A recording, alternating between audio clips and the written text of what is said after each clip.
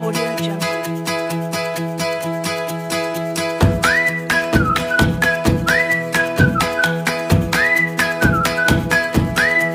Audio Jungle.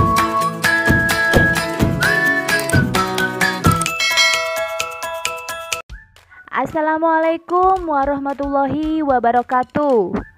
Anak-anak, hari ini kita akan belajar PJOK kelas 4, pelajaran 9, sub pelajaran 2 tentang jenis-jenis cedera dan cara penanggulangannya baik saat melakukan aktivitas fisik maupun saat melakukan aktivitas dalam kehidupan sehari-hari. Untuk mengawalinya, silahkan kalian berdoa terlebih dahulu. Anak-anak, pada materi sebelumnya kita sudah mempelajari penyebab terjadinya cedera dan cara pencegahannya sebelum terjadi cedera. Nah, sekarang kita akan mempelajari jenis-jenis cederanya dan cara penanggulangannya. Setelah mempelajari materi ini, anak-anak diharapkan mampu memahami dan menjelaskan kembali tentang jenis-jenis cedera dan mampu mendemonstrasikan cara menanggulangi jika terjadi cedera. Anak-anak, olahraga memang bagus dilakukan untuk menjaga kesehatan jantung, pernafasan, dan meningkatkan kekuatan otot. Namun, kadang olahraga tidak selamanya berjalan dengan lancar. Salah pergerakan sedikit, kurangnya pemanasan, kurang fokus yang mengakibatkan kita tersandung dan jatuh, atau kejadian buruk lainnya dapat menyebabkan terjadinya cedera. Cedera juga bisa terjadi saat kita melakukan aktivitas sehari-hari tanpa disengaja. Misalkan saja, kita kurang fokus saat memotong sesuatu menggunakan pisau. Nah, kita bisa terkena luka iris karena kurangnya hati-hati. Nah, masih ingatkah kalian apakah yang dimaksud dengan cedera? Cedera adalah kelainan yang terjadi pada tubuh yang mengakibatkan timbulnya nyeri, panas, merah, bengkak, dan tidak berfungsinya dengan baik organ-organ gerak kita akibat dari aktivitas gerak yang berlebihan atau kecelakaan. Anak-anak, mari kita pelajari jenis-jenis cedera yang terjadi akibat aktivitas fisik maupun aktivitas sehari-hari, sekaligus cara memberikan pertolongan pertama penanganan luka kecil maupun cedera, agar nanti anak-anak memiliki pengetahuan dasar yang wajib kalian miliki sejak dini, agar kita memiliki bekal untuk menolong diri sendiri maupun orang lain sebelum mendapat pertolongan dari tenaga medis jika cedera terus berlanjut. Berikut adalah jenis cedera dan cara penanggulangannya. Yang pertama adalah memar. Memar adalah cedera yang disebabkan oleh benturan benda keras pada jaringan lunak tubuh yang menyebabkan pembuluh darah kecil di bawahnya pecah. Gejalanya yaitu bagian yang terbentur akan berubah berwarna merah dan terasa sakit. Kemudian akan berubah warna menjadi agak kebiruan cenderung kehitaman. Terkadang menimbulkan bengkak. Cara mengobatinya antara lain dikompres dengan air dingin. Jika sudah terjadi pendarahan, bersihkan terlebih dahulu dengan air hangat dan kompres selama 15-20 menit. Tujuannya agar aliran darah lancar dan proses penyembuhan berlangsung lebih cepat. Selanjutnya, kompres secara bergantian dengan menggunakan air dingin dan hangat setiap 3 jam sekali. Posisikan bagian yang memar lebih tinggi untuk mengurangi pembengkakan dan rasa nyeri. Dan hindari benturan di area cedera saat beraktivitas. Yang kedua adalah kram otot. Kram otot merupakan proses kontraksi atau menegangnya otot tertentu secara berlebihan secara mendadak dan tanpa disadari. Kram otot bisa terjadi karena yang pertama, otot sudah terlalu lelah untuk beraktivitas. Yang kedua, kurangnya pemanasan sebelum beraktivitas. Dan yang ketiga, terjadinya gangguan sirkulasi darah. Cara menanganinya, yang pertama, lakukan peregangan otot yang kram secara perlahan-lahan dan pijat bagian yang kram tersebut. Anak-anak, coba perhatikan gambar. Jika kita mengalami cedera pada otot betis, maka tariklah ke belakang jari-jari kaki kalian sambil memegangi otot-otot yang kram tersebut.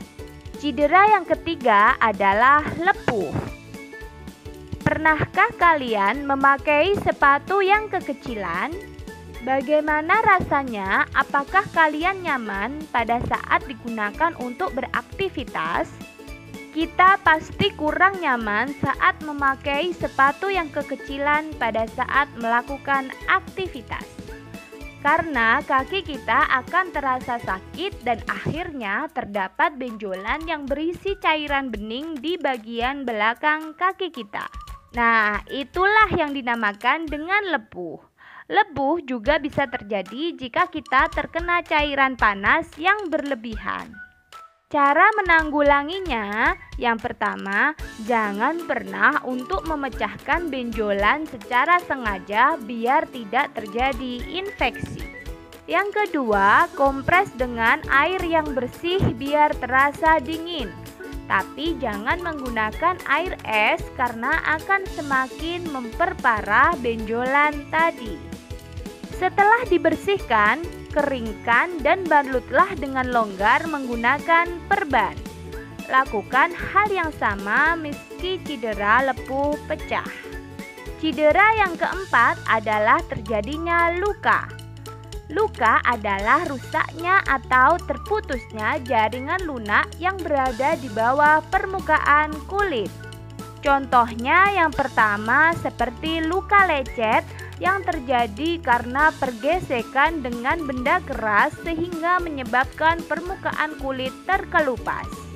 Yang kedua yaitu luka iris, misalkan saja saat kalian bermain pisau tajam dan secara tidak sengaja menimbulkan sayatan lurus di kulit kalian.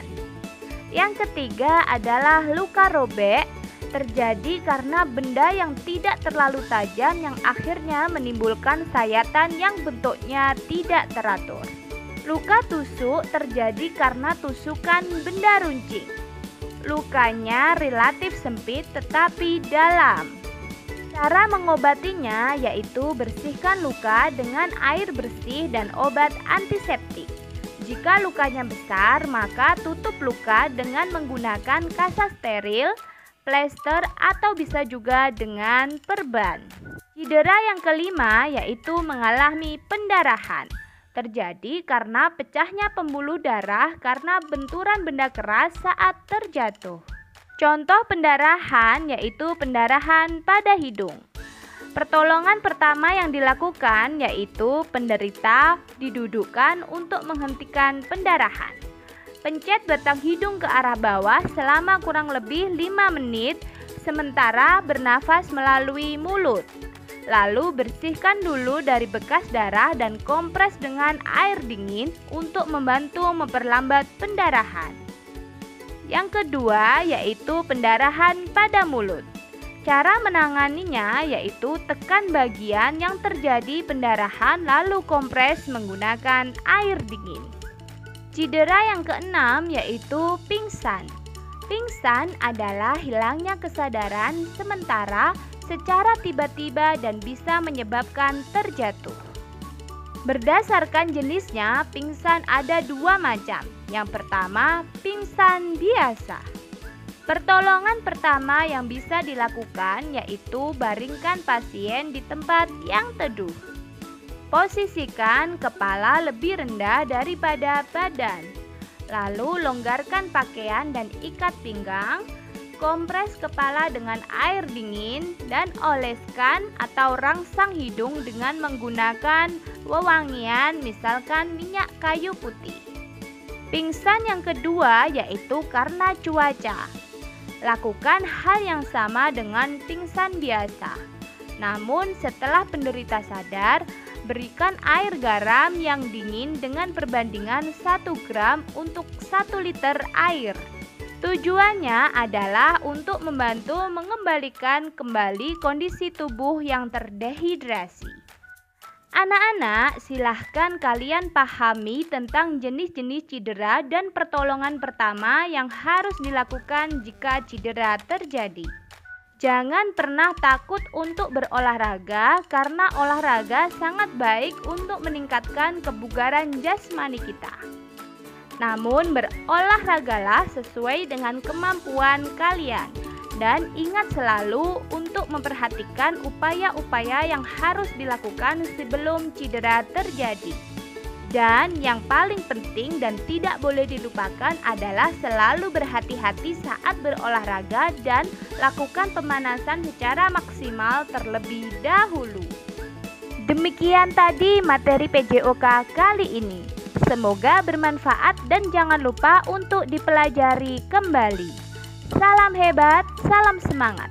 Sampai jumpa di video selanjutnya. Wassalamualaikum warahmatullahi wabarakatuh.